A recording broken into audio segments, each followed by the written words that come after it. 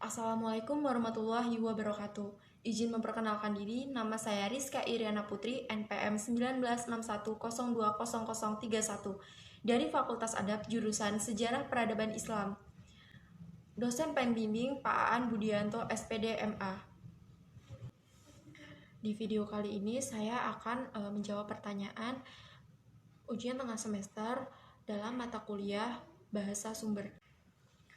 Mungkin lanjut saja untuk soal yang pertama, yaitu mengapa seringkali terjadi perbedaan sumber interpretasi dalam penulisan,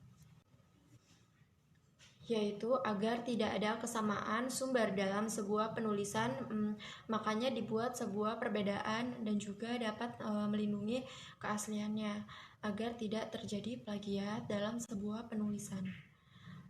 Interpretasi ini sumber dalam penulisan sejarah dibedakan menjadi dua macam, yaitu yang pertama interpretasi analisis dan interpretasi sintesis. Interpretasi analisis itu adalah sumber yang dikumpulkan berdasarkan data yang diperoleh oleh usaha yang dilakukan untuk menemukan sebuah jawaban atau arti dari sumber-sumber dan dari data yang telah dikumpulkan kemudian dihimpun untuk memperoleh penulisan karya sejarah.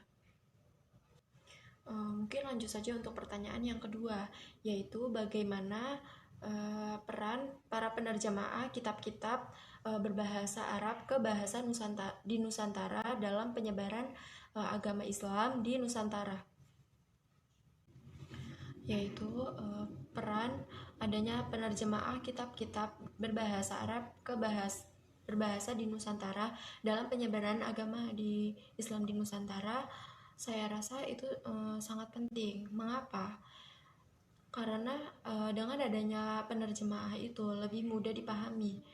Contohnya, ketika sedang menyampaikan isi dari sebuah kitab-kitab berbahasa Arab,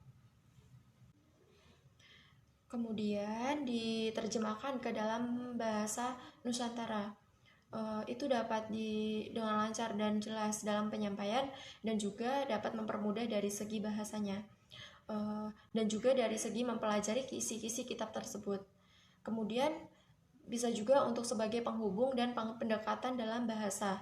Selain itu, penerjemah juga bisa mendapatkan berkah atau pahala atas apa yang telah dikerjakannya. Ya, lanjut untuk soal yang terakhir atau yang ketiga, yaitu menurutmu bagaimana keberadaan manuskrip bangsa Indonesia yang masih ada di beberapa perpustakaan di negara-negara barat, salah satunya yaitu 26.000 manuskrip bangsa Indonesia yang masih disimpan di perpustakaan Leiden. Menurut saya, keberadaan manuskrip bangsa Indonesia yang masih ada di beberapa perpustakaan di negara-negara bagian barat itu bisa menambah wawasan dan juga pengetahuan bagi masyarakat umum dan atau masyarakat mahasiswa di beberapa negara tersebut. Artinya berarti bagus, mereka bisa mengetahui bagaimana budaya-budaya yang ada di Indonesia, khususnya pada masa lampau yang masih ada saat ini, yang masih dijaga dan dilestarikan oleh bangsa-bangsa Indonesia sendiri. Selain itu, manuskrip juga bangsa Indonesia juga masih memberi sebuah informasi mengenai berbagai aspek kehidupan masyarakat Indonesia pada masa lampau, seperti politik, ekonomi, pengobatan tradisional dan budaya, gejala alam, dan lain sebagainya pada zaman dahulu.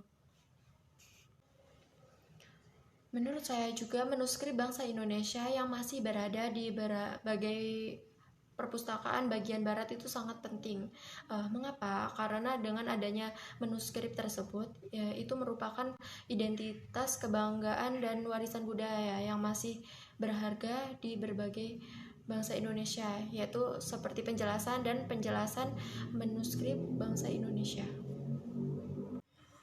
Dan menurut saya juga sangat disayangkan bahwa 26.000 manuskrip bangsa Indonesia yang berada di perpustakaan Leiden, karena di Indonesia sendiri hanya menyimpan sekitar 10.300 manuskrip kuno, yang artinya dokumen penting yang diyakini berada di Leiden itu hampir 3 kali lipat lebih banyak dibanding banyak yang di tanah air sendiri, sehingga untuk belajar mengenai sejarah negeri sendiri, orang-orang yang di tanah air itu harus datang ke negeri orang. Mungkin itu saja jawaban dari saya dalam mata kuliah bahasa sumber, dan semoga bermanfaat bagi kita semua. Terima kasih. Wassalamualaikum warahmatullahi wabarakatuh.